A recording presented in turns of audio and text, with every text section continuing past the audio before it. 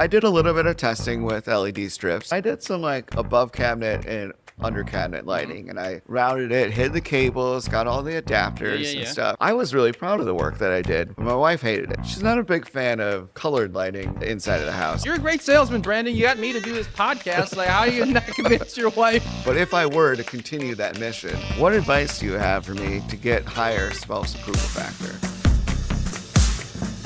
All right, welcome to another episode of Technical Difficulties, our Smartish Home podcast. I'm your host, Pete, and of course, we've got Brandon and Vince with us today. How you guys doing? Doing great. I'm happy to be here. So first, we're talking about smart home news. We're going to give our takes on the latest smart home headlines. Our main topic today, though, is DIY smart home LED strip lighting. So we're going to have a nice conversation about that. Spousal approval, what you want to put in your house, all that sort of thing. And it's something Vince and I are, I guess we could say passionate about. Yeah, that's the right word. So I would describe you both as very passionate DIY LED. I'm just kind of passionate about it. I'm a passionate guy. It's just who I am. But before we get to that, I want to announce, I think we announced this on our live, but we have a brand new sponsor. We have a sponsor for the show. Zooz has kindly offered us some actual money for this show. So, they're a sponsor of a show. So if you notice, the quality of the show has gone up a little bit. If it sucks a little less There's than not usual. even any cables on the table. We got... I don't know if there's any more technical difficulties. But I know. No, there still was, though. There still was some technical difficulties. So we got to... Still stay mostly like we need to get you guys a couple alarm clocks, basically. But that's all right. Possibly. So, so we have a sponsor now, and we're using that money to fund a producer. So, hello, Mr. Producer. Thank you for helping us out. So, and thank you, Zooz, for sponsoring the show. Zooz makes quality smart home products that you can depend on. They are pioneers in the Z-Wave industry that you can always turn to for the latest in Z-Wave technology. In fact, most of their product line has already been updated to Z-Wave Long Range. If you don't know what that is, Z-Wave Long Range, it's a new Z-Wave protocol that extends the range up to a mile. All the devices connect directly to the hub. It's pretty sweet. I have a video on it. If you want to know more about it, check it out. But basically, it's pretty great. It's pretty great. So Zooz believes the best value in smart homes comes from devices that pull double, triple, or even quadruple duty, like the Zooz Q sensor that detects motion, temperature, humidity, and luminosity all in one. Is luminosity a word? It's a word, right? Lumens, Sure. yes. Lumens, yes. Yeah, that's the level of light in your house.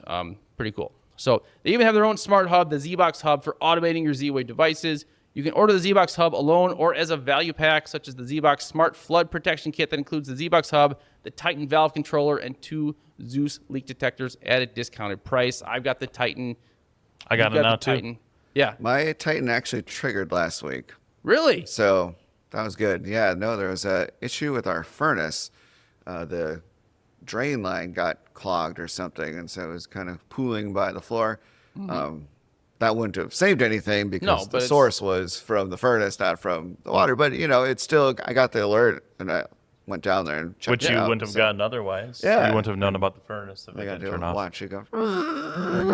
It's pretty crazy. So, certainly worthwhile. Yeah. I mean, I think a valve detector or a valve shutoff is like an essential smart home item. And I think the Titan, as far as a add-on valve controller, is probably the best that you're going to get. It's very strong. It's incredibly strong. It works great. So you even get some insurance discounts with that as well. Yeah. So we'll maybe be talking about that in a future episode. So you can find the value pack and all of the best prices on Zooz smart home products at thesmartesthouse.com. So we'll put a link to that in our description. But thank you, Zooz, for sponsoring the show and upping the quality to professional level stuff. So let's get to the news headline, shall we?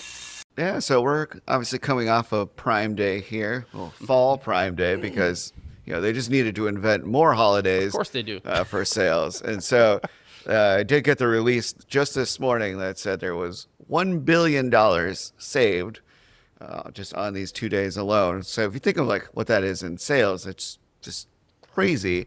But for you guys, like, did you take advantage of any of the deals? And do you just kind of feel like they're dragging this out and creating artificial deals? What are your takes? So I did purchase a couple things. I got a light, a down light for the front of my house. It's a Hue bulb. And actually, that wasn't on sale. I just was waiting for it to go on sale, but everything else Hue went on sale, but I needed to replace that. So It'll go on sale next week. Don't worry. I'm sure. Well, I checked on the Camel. It's still at the lowest price it's been at, so I just wasn't a sale. And I did buy some new lighting for my garage. So some LED lights I'm going to put inside my garage for my golf simulator bay. So that's exciting stuff. What did you get, Vince? I got a couple of Govee products. They're pathway lights, which I already have one set, but I wanted to do another one for my back of the house. And then I also had bought, okay, this one's a little out of box, but I bought a whole home like oil diffuser thing that hooks in with my HVAC, and it's smart as well. I've never done one of these before, but it was like a pretty good deal, and I've thought about doing it for a while because I got a stinky house. I didn't know you could do a whole home. Yeah, like you can bring it literally down to where your HVAC system is and then plug it into like your ducting, and it'll release enough smell good for your entire house. It can cover up to 2,000 square feet for just the one unit. There you go. So I'll let you know how it goes. For But your stinky kids and your stinky stinky dogs. kids, Your stinky kids can dogs. smoke weed in their bedroom, and Yes. you'll never know. You That'll never be- know. We don't condone that on this channel. We do not. Unless it's legal in your state. Although I guess Not for it's kids. legal Not in for your his for kids. So. 8-year-old kids. Probably Yeah. is not. Jeez. And then other than that, I just Medicinal purposes. and then I also pre-ordered Govee's. They have their projector, like their outdoor Yes. projector. It's like a dual lens, so you can do two things at the same time. So we'll see how that goes. Nice. It does beg the question though. Part of what you asked is, like, do you ever buy anything that's not on sale? And is Prime Day spoiling it for like the rest of the year? Right. Like, we've got 2 Prime Days now. Like, is Prime Day going to lose its luster, or are you just going to stop buying things not on Prime Day? Yeah, what I'll do is I'll put something in my cart and I just kind of wait and see. Then if I see it go on sale, then I'll buy it. Nothing I needed went on sale, or I don't really need anything. Nothing I wanted went on sale, so I didn't make any purchases. But I feel like, if you missed out, they're basically the same deals, and so wait until after Thanksgiving. I was a little bummed though to see that the Apple AirPods went on sale with I got 32% those. off, and we had literally Forgot just that. bought the replacement set for my wife. So Oh, I was like, bummer. I missed out. I did get That's what it those is. too. Sorry, I didn't think of those. I got those too. The one thing that's about the camel thing, which is super nice to track prices if you haven't used that before. The only downside of it doesn't pick up any coupons. So like someone might not true. change the price of their item, but they'll offer like a $60 or $70 coupon for that to give it, 30, 40% off. But Yeah. Camel won't track that, unfortunately. Especially Or promo noticeable codes. with robot vacuums. Like no one's paying $1,500. Like that's just outrageous. But it goes on sale now for it's in that $1,000 range, and that's when they're buying it. And so it'll say like 40% off, and it's like, well, not really 40%. Right. This is just But, their. I mean, it's still a good deal, but do a little bit of research. And then I've also noticed like the models can be confusing because they'll do like packages, or they'll have the last year's model is on sale and it might not have the features you're looking for. And so True. Got to be do, careful. do your research. I feel like it's okay to have both our 2 Prime Days. Like they're kind of spread out enough where, if you pick up 1 or 2 items, it's okay. Maybe if you like a shopaholic and have a problem where you take advantage of both of them by thousands of dollars, then maybe that's a problem. As a Amazon affiliate and influencer, I'm all for it because I'm sure. it certainly elevates the revenue on those dates. I will say though that that's kind of getting saturated. That income has definitely gone down, so it's not something that these guys can really depend on like they could years past. The same is true with YouTube. Yeah. Kind of a trend where advertisers aren't paying as much. So thank you to our sponsor Zooz for allowing us to make this happen because AdSense wasn't going to cover it. So, in a new firmware release, Habitat added support for the Aqara M3 hub over Matter, and this allows users to control and automate Aqara devices with their Habitat elevation hubs. So that's kind of big news for them. And my question for you guys is, does this make Habitat the best choice for a DIY smart home hub as far as compatibility and all the features it has? So what are you guys' thoughts? I've been using Habitat behind the scenes. I like it because I can compare like my Lutron shades with our Ecobee to control things, and it's really robust in what all it can handle. But I don't know if it really changes anything for me. I almost think having both radios built into one, so you wouldn't need two hubs. It'd be better. Mm-hmm. Whereas Akara kind of only plays in its ecosystem. That was a big hole that Habitat had in their product compatibility. I mean, Akara has a ton of devices. They're affordable. They're relatively decent quality. So the ability to add the Akara, I think that is going to definitely move the needle a bit for Habitat. And if you're an Akara user, the Habitat hub is a lot more capable hub than what Akara is offering as far as the automations. It's a little disappointing if you have to have the M3 hub to get the Akara. Now there are some Akara devices you can connect directly with the Habitat, but yeah. So I think this is a big deal for Habitat. I think the people who already own the Habitat, they're going to be very excited about that. And I do think if you have an Akara and you're looking to up the capabilities of it, this is a great combination. So I think it's a great move for Habitat.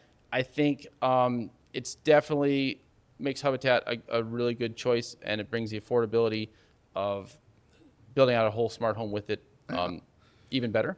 Again, you have the Home Assistant. It's not at the level of Home Assistant as far as the capabilities.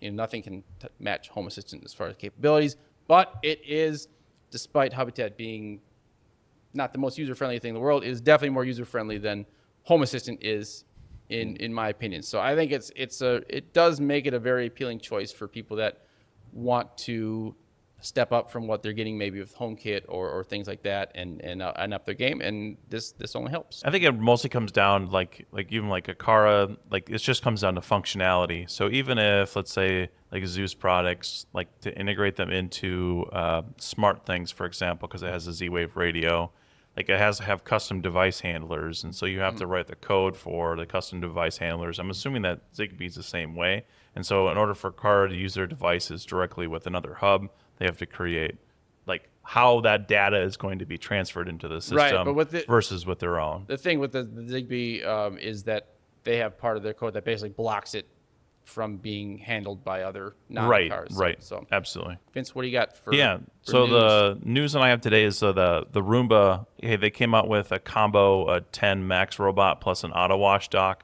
So this is the iRobot has been in the I don't know, the robot game or the vacuum game for, I don't know, probably since the beginning. Yeah, they were the originals. And this Continue was to not innovate since. I was gonna say this is like their first like major innovation to kind of catch up with everybody else. Can you call it an innovation if they're simply catching up with? Like, I don't know. feel like they're just- Apple does it all the They time. can call it an innovation, right? Yeah, that's true. Exactly. Apple does it all the time. Yeah. But basically, it's a new combo, vacuum and mop all into one, which they don't currently have. And so they're re-innovating all their products to include mops. This one has the self-emptying water bin and then fresh water bin as well.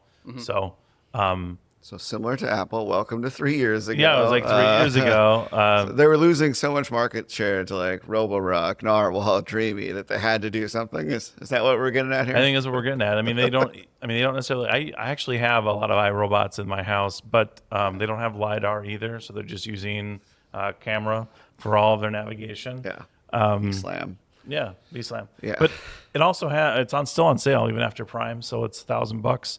Originally $1,400. So My mother-in-law has the top of the line iRobot Roomba, and it V-slammed itself to death. It the S9. Yeah, I have it an S9. took a tumble right off the stairs, tried to commit robotic suicide. Yeah, I don't know if it became self-aware, and he was like, you know what, I'm out. I don't like you. I don't like your dogs. I don't like that room. The dogs, I I'm can out. see that, yeah. But like she was saying that over time that the mapping has just got progressively worse, and now it's like going into rooms it never went into before. Like, I think So it became self-aware. Self-aware, yeah. It wanted to So explore. I think, if I remember correctly, did Amazon buy iRobot? They tried to, and it was blocked by the government. Okay. Wait, so- they blocked that from the... Yeah. Yeah, that one. Oh, Amazon, you can do SEC anything you want, but no, technically. the robot... Leave the iRobots alone. that's- That's SEC, too yeah. far. Like, you can completely monopolize commerce, but yeah, if you try to get into the robot space, no, that we're not going to allow I think that. they've just used, like iRobot has just used their name recognition and then are just catching all of the entry level, people that are buying robots. Like you go to any major retailer and iRobot is in every single one of those, but you don't see, Yeah, they have- Roborock or I mean, these Roomba's other a great brands. Like, Yeah. remember, that's a great name. They have. I would buy it just for They're the name. probably in the camp of don't need to innovate unless we need to, and so I think they're at the point where they need laggards. Yeah, I think the pandemic hurt them a lot. I do know that they had some interesting products in works that all kind of got canned or shelved, including a robot for your lawn, which I thought was going to be really cool. But no, they do have really good brand equity, and I think you're right. They've really mastered the retail distribution from big box stores, and they'll have like a SKU that's like one off from another, so it's like the exclusive to Walmart or gotta do Target or that. whatever.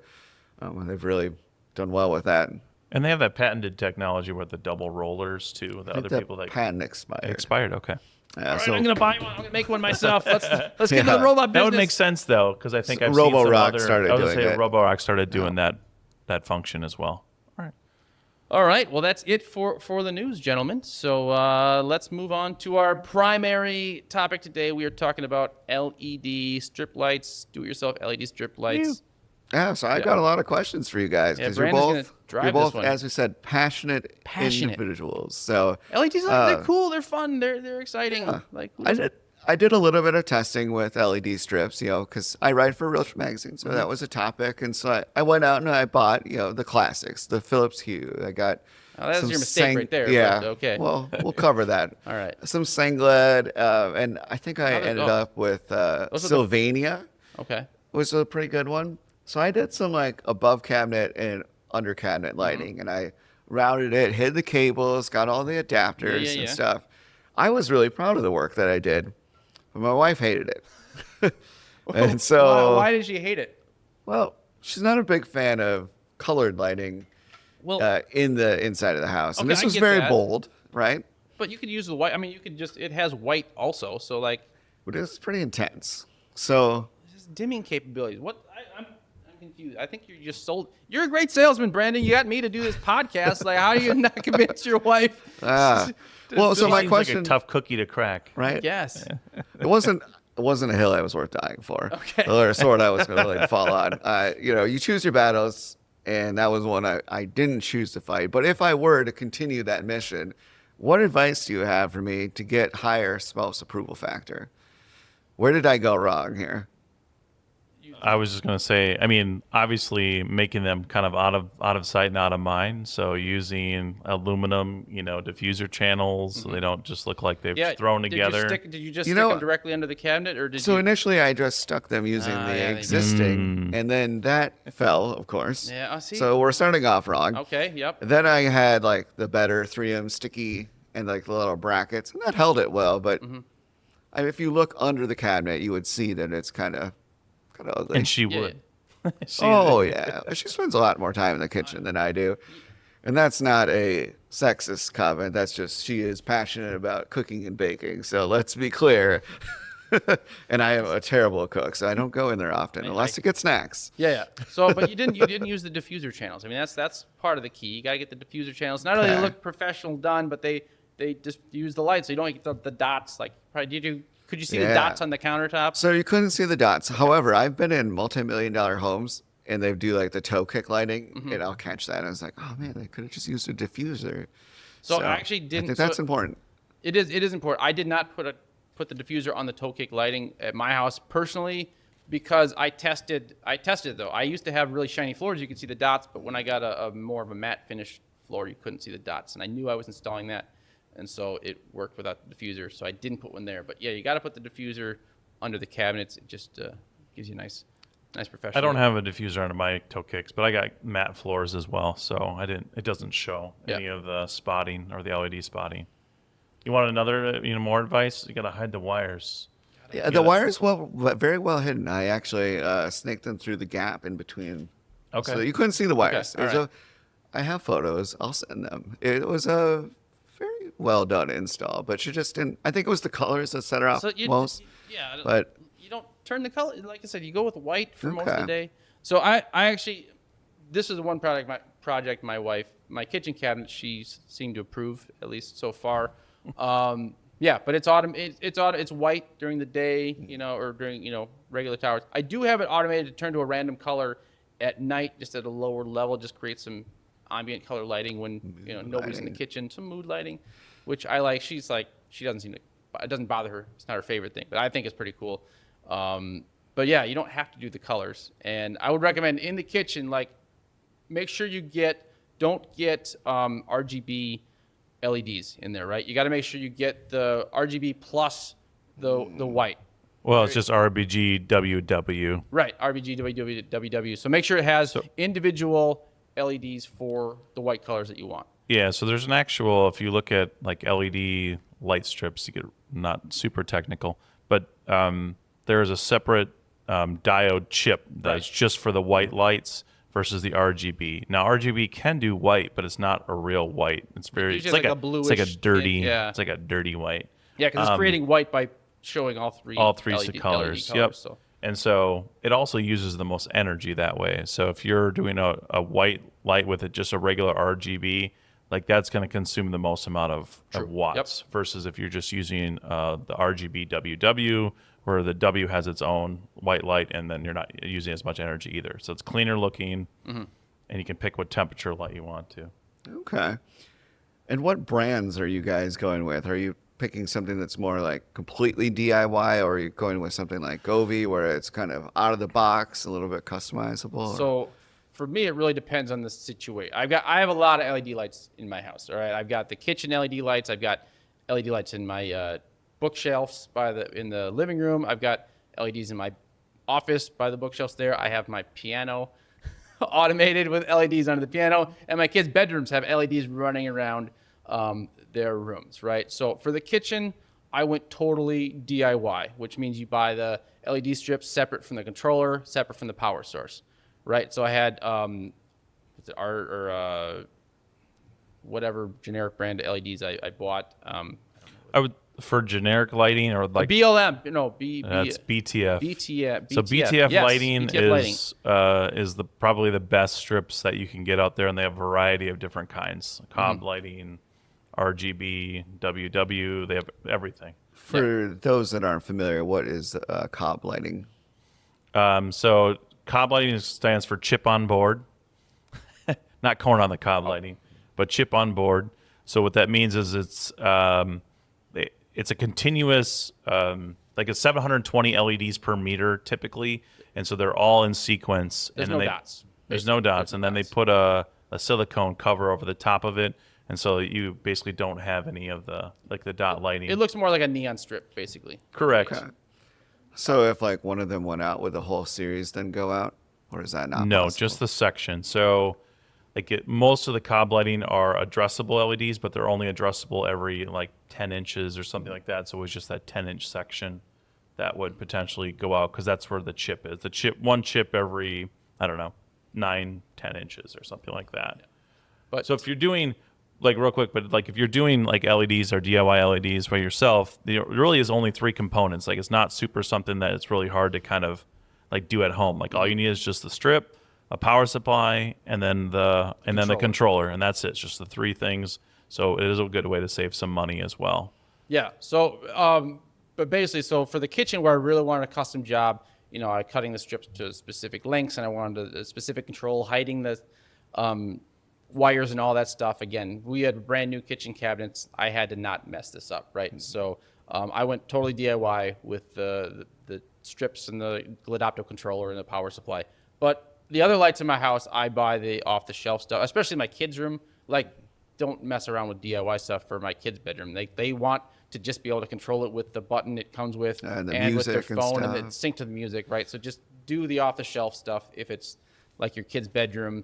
And even like I have the one under the piano, right? That's just a strip that controls with the sense the music and stuff. And Let's start there. So let's say your kid wants light strips for their bedroom. What are the brands they should be looking for, and what are the features? Govee. Just get a Govee light strip with the music sync and Alexa, and making sure it works with whatever voice assistant they have in the room, which my kids are Alexa. So there's like a whole bunch if you go on Amazon. Which one is it?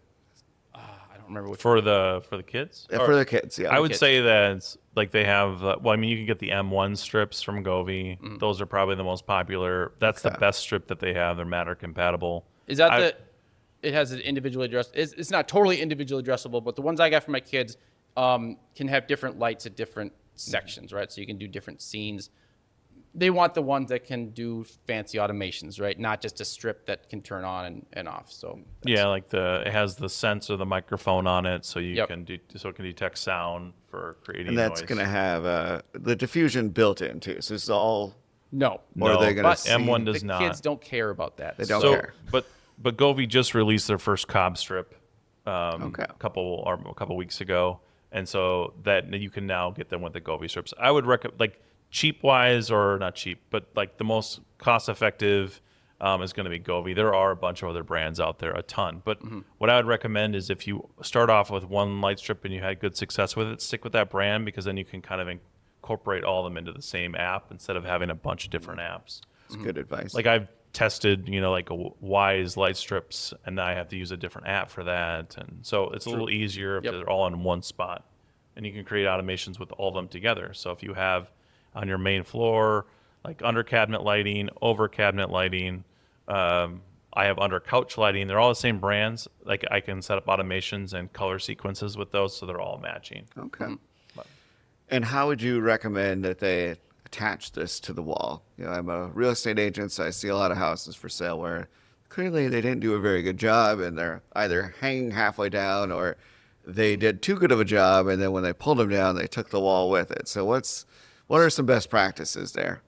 I would just say, well, there's a bunch of different. I mean, we're talking about strip lighting, but like they also have other types of like strip lighting products, like even like Govee has like the hexa lights, or like their yep. hexagon lights. They also have the beam lights, stuff that's already kind of an all-in-one stop shop where you don't have to like just put light strips up. Light strips work really good for mostly just like obviously ambient lighting, or if it's like maybe under their bed, or if they have a bunk bed like on the inside lining.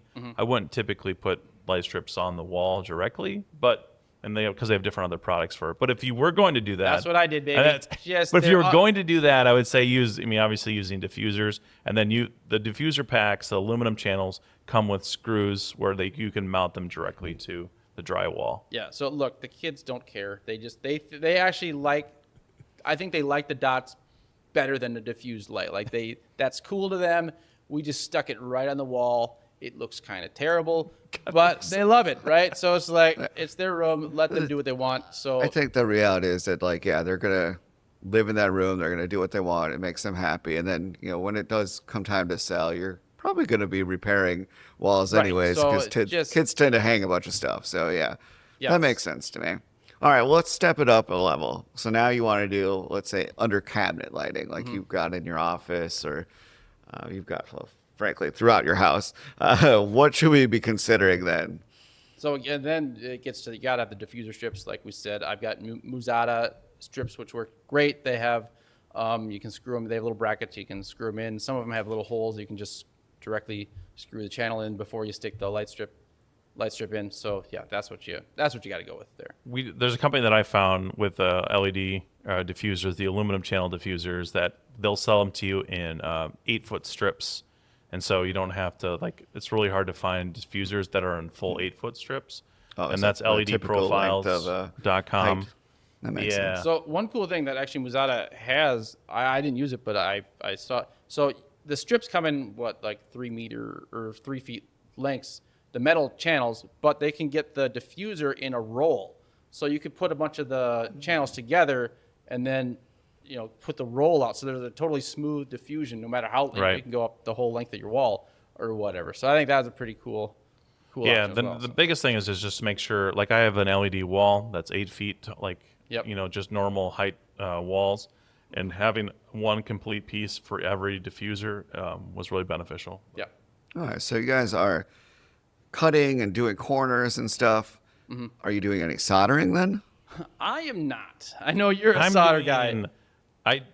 So once you learn how to solder, like it takes a little bit of practice, not too terribly long, but I use it on all my LED strips. I don't do any of the clips. I don't do any of the corner stuff. I'm using wire and doing the soldering. Like it's super easy once you get into it. I would recommend it. And you can solder anything, like meaning like You can take an off the shelf like Solder Govee. wood, solder your clothes. Do it. No. You can take it off the shelf like Govee strip, and you can True. cut them and solder them how you need to go around corners and things like that.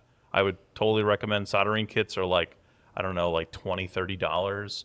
Like it takes no time. And to listen, learn. I will go the opposite. He's insane.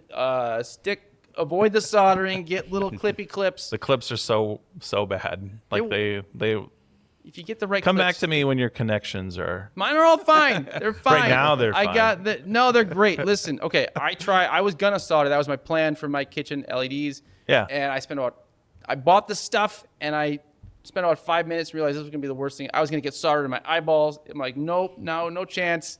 We're done with the soldering. Solder in your eyeballs. What are you I like was gonna like? be what do under you- the freaking cabinet soldering. This, Oh no, you gotta solder before you put them in there. What the wires were already? I already had the there's wires tip. in. You gotta measure twice, solder once, but do it before you install. Yeah, Listen, you can't solder upside down. yeah, that's why I was like, I gotta not do this. Maybe I didn't plan that. I haven't soldered since like 7th grade when I got my electronics merit badge. Note all right? to our viewers: if you're gonna learn how to solder, don't start soldering upside down. Like Right, go to a bench and or don't learn it all and get the clips that make it the easiest thing ever. Yeah. You just clip, So clip. You're good. I did try the clips, but it was one of those ones where like you can only cut the strip where like the little cut marks are, Yeah, and then you that's- clip it back in. even if you're But it soldering, didn't you can like only do that. the clip it didn't line up, right? So like I was trying to do Yeah. a cabinet, and then There's- So what I so ended up there's- doing is just the loop. Where you go and then Yeah. you loop it the opposite way, and then you go down, Uh-huh. and then it adheres without like that's also a low wife approval what- factor right there. yeah, but it was behind the cabinet. Oh, So this was like just like a shelf in my office. So I think that was fine. Yeah. Not to I'm get not too at your level technical, but like there are, so depending on the strips, they have a different number of pads. Yep. So every strip is going to automatically have 3. It's going to have a ground, it's going to have a power, and then it's going to have a data line. But there are some that have way more than that. Some can go up to like 6. Mine had 6 if you get Yeah. the RGB. And so the you have white to make light. sure you have the right clip before you Yeah. use that. I also learned that when I was doing the testing, it was like, these different style LEDs, but the spots didn't line up. So you had to match the colors or match the wires, which was fine. Also, having 6 pads is that's a little more difficult to solder because they're so much closer together. Yeah, exactly. Holy cow! So- I have no idea how anyone would solder that. They're the tiniest little things you've ever seen. So I got the clips, and then I got different kinds of clips, and the clips are great. And get clips, all right? He's wrong. Get clips. So what are you guys using for controllers then? In my experience, I've done like Philips Hue, where it's just built in. I've had the Govee. I've had Sylvania. That one was like it had a button, but then it was also had a remote, but could be like Zigbee controlled. And then I did like RGB Genie, and that was like very DIY. So like tell me the gamut. What do you think? Yeah, I'll start because you're going to get way more advanced than I am on this. So I got the Hue. The first strip I ever got was the Hue strip. The controller for the Hue is fine. The problem with the strips are kind of terrible. They're really expensive, and the LED. One thing I consider is the LEDs per meter. Right, on the Hue strips, they're really spaced out quite far apart, and you can only cut it every like foot. So you don't have that much customization with the Hue strips. The colors look good, the controller's good, but the strips are not great. You could actually use if you want to stay in the Hue family, you could use that controller and connect it to a different strip that has the same type Very, of capabilities. sneaky. Yeah, it is. As long as it has the same output, like Right. the same number of, like this kind of the goes to the voltage. same, yeah. Yeah, there's voltage and the number of inputs and outputs and all that stuff. But if you match it up, it'll work really well. I have Wiz controllers. Tell us all about Wiz. When they work, they're great. Do they work? No, not all the time. No, they struggle. They're Wi-Fi devices, and they're just not that good. They're just not that good. So I wouldn't recommend that for permanent. But that's fixtures. what you put in your It is what I put in my cabinets. cabinets. They work better than the light bulbs do. I will say the light bulbs are complete garbage. The strips are okay. They work a majority of the time, but it is still annoying when you flip them on and only 3 of the 4 shelves go on. You're like, why, Wiz? Why do you do this? I feel like with your cabinets, it's kind of like a tattoo. Like this is permanent. Like Yeah, you probably want to do it right the It first is. time. So huh? I could always, but I have the LED strips are pretty nice in there. I could put a different. I could always put a different controller in there. Can always change the controller. Oh, for okay. that, So you so- could have that brand and then change out the controller. Yeah, Very so, interesting. And then in my cabinets, the DIY one, I went with the Gladopto controller, which is very similar to your RGB Genie. And the nice thing about that is it actually can connect to your Hue bridge if you're Hue, so you can control it like it's a Hue device, or it connects directly to Habitat and Homey and all those. So then you can just automate it however you want. But I know you've done that, but you get even more advanced than I do with controllers. So it just depends on how many like LEDs or how many channels you need. So I did an LED wall. You can check out my channel. We've talked about it several times. But I have around 130 meters of LED strips that on a basically a 25-foot wall. And so when you have that much or have that many LEDs, there are some other controllers that you can use. Like it's called the Dig Octa. It has 7 channels per controller, and so you're able to use WLED and configure it that way. But there are a lot. WLED, for those that don't know, that's how you control the different automations. You can write code. Yeah, basically it's a software that's uploaded to the controller, and there are a couple other even regular controllers or the smaller ones you can buy on Amazon, like BTF Lighting has their own controller that also has WLED uploaded into it. Like it's just a open source software. So essentially, you're telling it like where the LED exists on the wall. Correct. So how many LEDs per strip, and so then it has already preloaded lighting functions or like combinations of different lights. And So that's how you're doing the crazy effects that you did. correct. I'm working with someone to do X lights on my LED wall. So basically turning it into a matrix, and then I'll be able to do different lighting effects like show a pumpkin or Yeah, whatever. yeah, I can nice. do some other additional stuff. Similar to after the like fact. the curtains, but instead of being like pre-programmed, you're doing the programming. I'm doing so the programming. It's much more customizable. Right, and it's looks on- a lot better, obviously. Yeah. So there's lots of different controller options out there. Most controllers are going, even like DIY controllers are going to be able to support 5 volt, 12 volt, 24 volt, and there's even some that will support 48 volt as well. But 12 volt and 5 volt are probably the most common. Okay. But The larger voltage for larger runs, is that kind of the idea, or is it just LED strip dependent? yeah, I mean, so like if you don't have super long runs, you can get away with 5 volt or 12 volt. Like my LED wall is all 24 volt because I have what is that, 5 meters times, so I have 40 meters per channel, and so it's got to get pretty far. The other thing too, I mean, controller wise, is you just want to make sure it's compatible with the power supply too that you're buying. So 5 volt power supply for 5 volt strips, 12 volt, So the things like power supply is separate from the controller. Correct. So you gotta- In a DIY. Okay. If you have if you buy the Hue or whatever, that's all. that's just the combined. box that's in between the strip and the Yeah. outlet. Gotcha. Yeah. That makes sense. So what kind of enclosures are you using then? You've got all this wiring, and how do we hide it so that we get higher spouse approval factor? For the small stuff, it's easy because if it's just like it looks like a pack of cards, like some of the controllers, and you're plugging in a power supply, so you're able, I feel like, be able to hide those pretty well. It's just like where mine, where I'm using a Dig Octa power board and brain board. I have, I don't know, a bunch of like wires running into one spot. I actually am using like a storage container that I drilled the side in and put all of the stuff inside, and then it's hidden underneath the couch. Okay. So you can't see it, but it's definitely there. It's what, shoebox size? Yeah, it's about shoebox size. Yeah, mine is all for the kitchen one. It's all mounted in the pantry above the door. So if you there you go. if you walk in and turn around, you'll see a massive nonsense up there. But nobody does that, so I didn't put much effort into hiding the wires. So If you were like building or maybe doing a renovation, could you hide that stuff in the wall, or is there heat coming off of it that would prevent you from you doing wouldn't want that? to you wouldn't want to put it in the wall, but What I'd recommend is so they have these containers that you can actually cut into the drywall. Like they use them for like behind TV, The like enclosures, mounts, yeah. enclosures.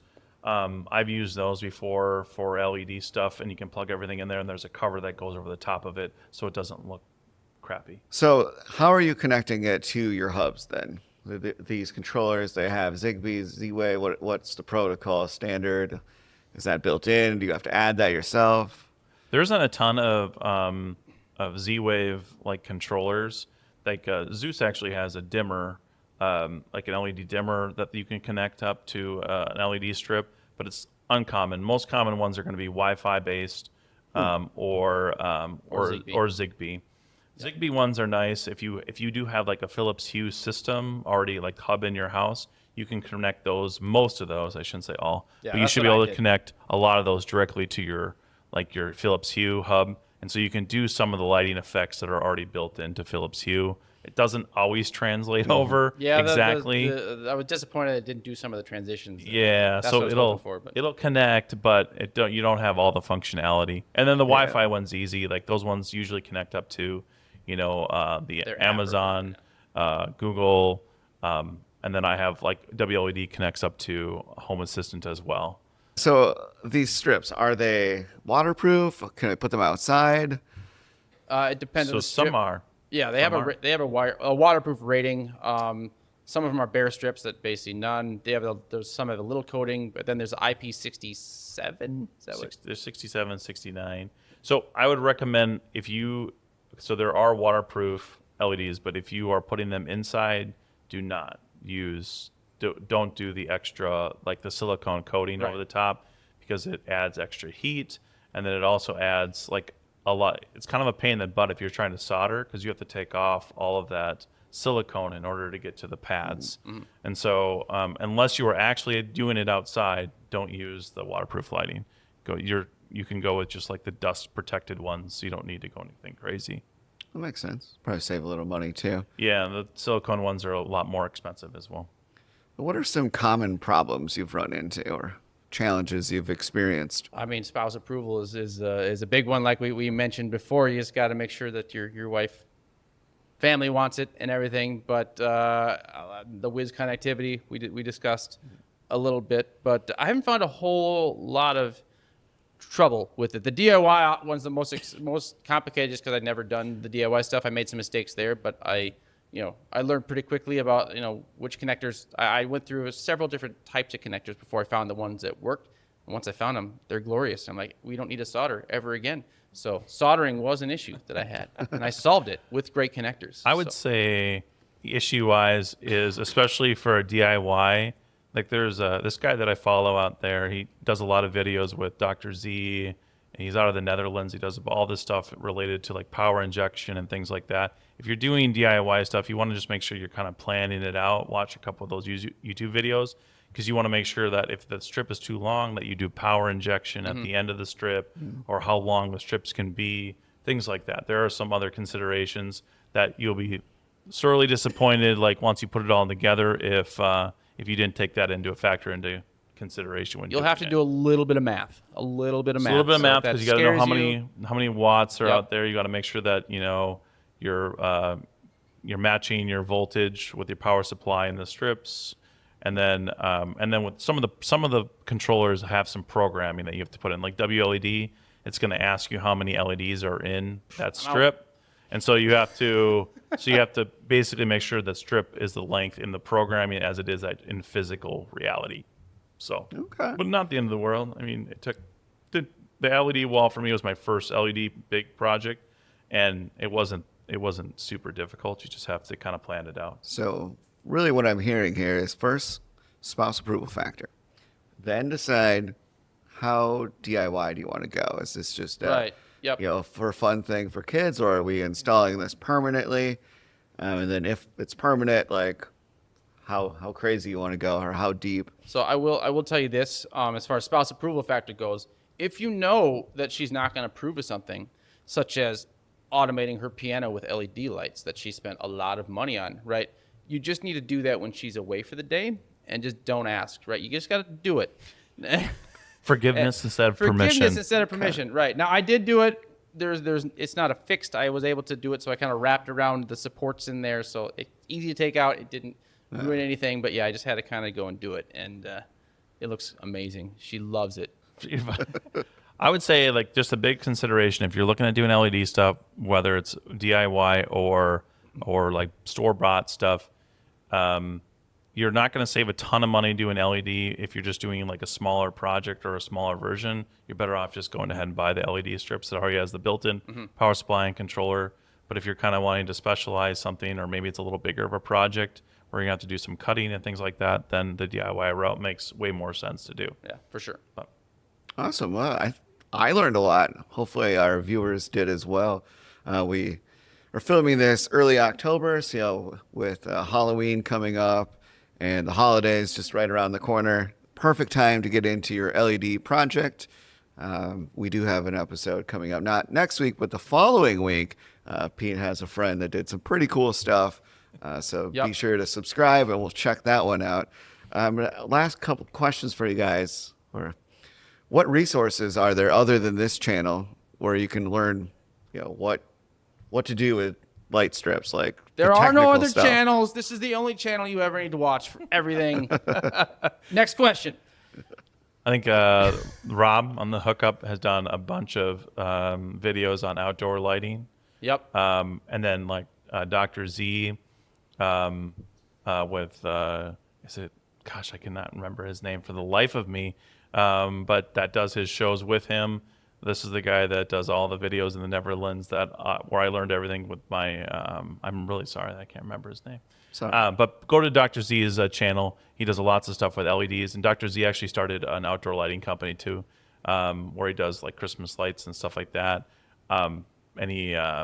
But he does a lot of indoor stuff too. So those are the two channels that I watched for a bunch of stuff. And then go ahead and look up some videos on how to solder, because it's not that difficult. Clips. And you can actually learn how to solder pretty quickly. There's some good videos out there. What about the math though? So you mentioned like having to measure how far things were and So what is- voltage, what sites are you going to So it's the guy in the Netherlands. His name is Quindor. Windor. Yeah, so if you go to the Dr. Z's channel, you'll find Quindor on there, and he's got a whole. Maybe I'll give you the description or his link to his website. But that's how I found all the power ratings to figure out how many LEDs I can put in a run, all that stuff to do the math. Okay. He's done all the testing, so he has power sheets. So like he has tested how many watts it takes to turn on like all white LEDs on this specific strip. Like he went and did all the technical data for you, and so all you have to do is just take his power sheets and then basically do some few math calculations with it. Does he wear like bearskin like He and kinda looks shields? like and, that, yeah. I feel like he's the Quindor. That's Quindor, yeah, he's gotta be some sort of. All right. Well, sounds like a lot of great resources there.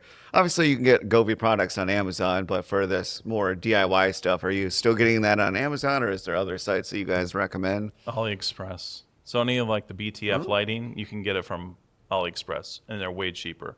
You can get a 5-meter strip for like those cob lighting that I have for under $20 a strip.